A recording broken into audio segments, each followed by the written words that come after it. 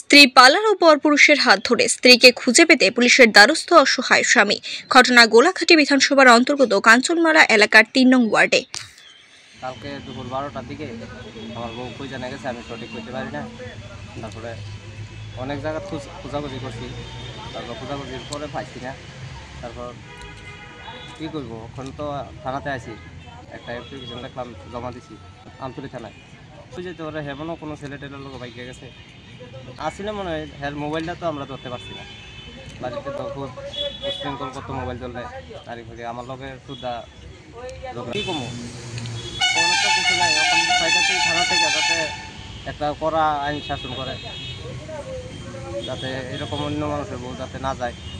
চাইতেছি দেশের ভিতরে নতুন একটা আইন হয়েছে, যাতে আইন যাতে ফাঁকাভুক্ত করে, আমার বউ যাতে গেছে অন্য মানুষের বউ যাতে না যায়, এটার জন্য একটা কড়া শাস্তি চাই। কাঞ্চনমালা প্রায় তখন 8 বছর চলে, 2017-তে বিয়ে করছি। একজন ছেলে আসলো, মারা গেছে।